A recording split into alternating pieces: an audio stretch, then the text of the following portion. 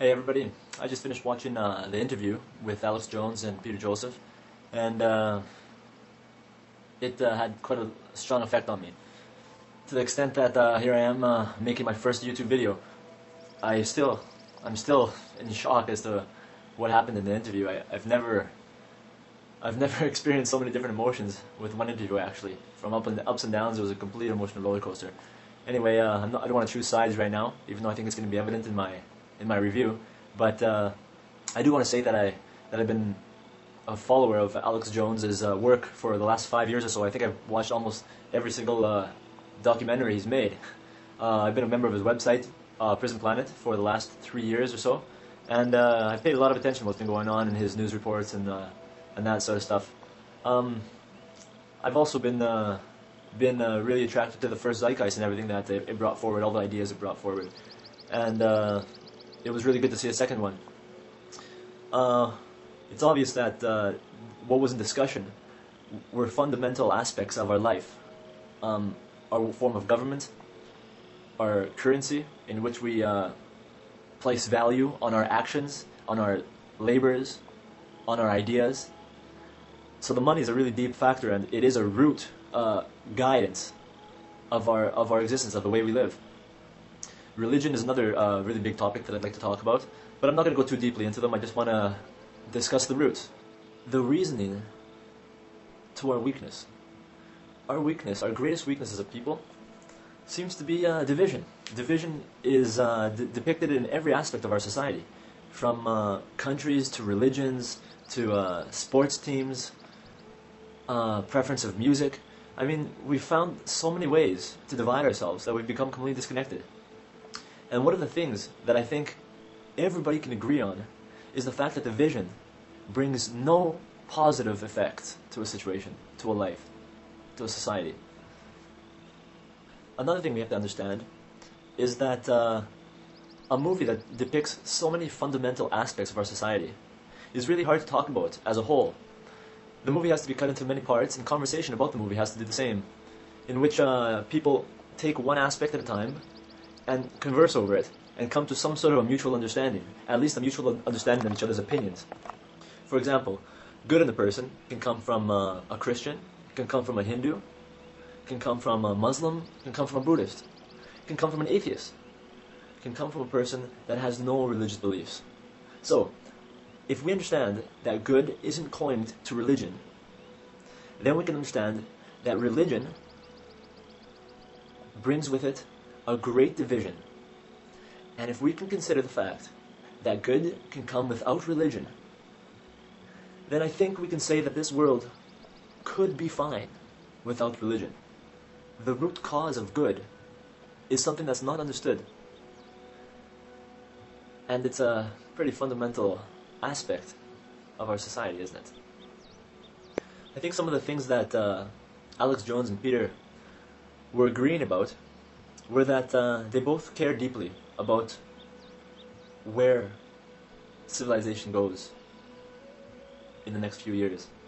They care about the human potential, and they care about the fact that we deserve better. As a people, as a global people, we deserve better.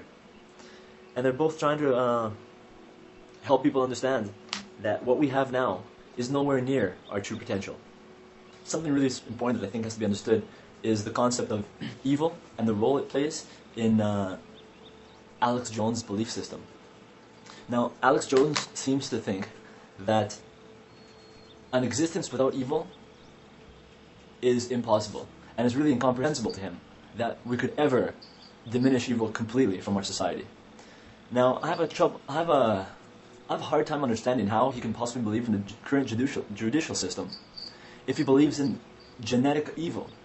I mean, how do you punish an evil person, and how do you prepare an evil person after punishment to come back into society?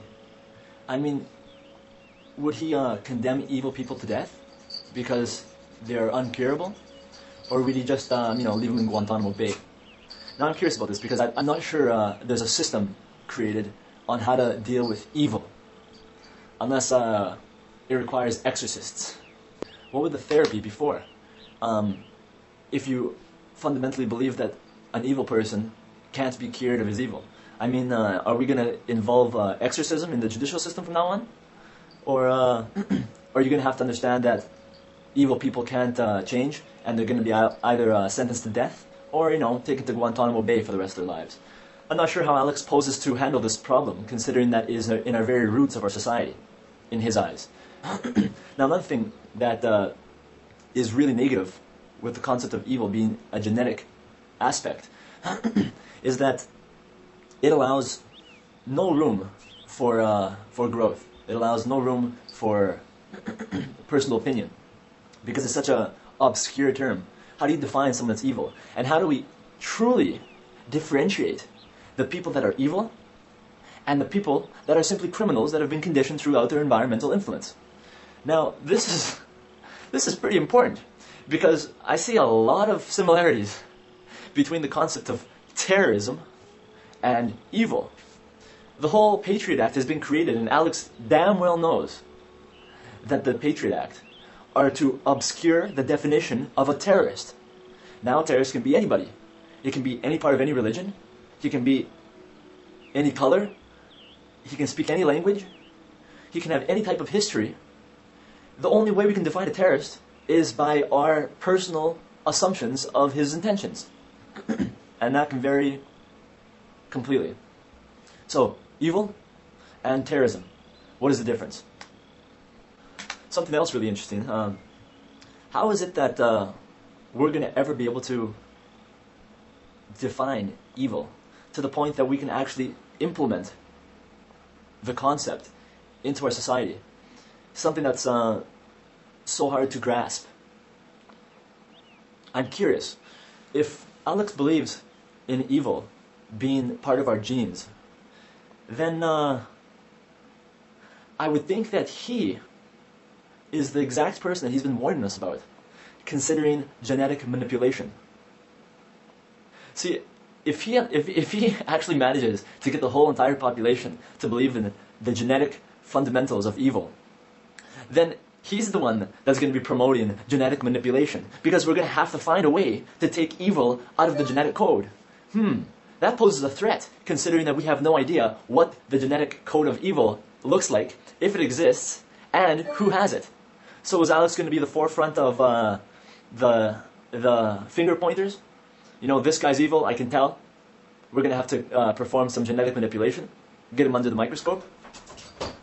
This is such a Nazi-like theory that it really stands no grounds. Another very negative aspect to the concept of evil being genetic is the fact that it gives people a sense of helplessness and weakness, to the point where nothing can be done to prevent evil from existing in our world.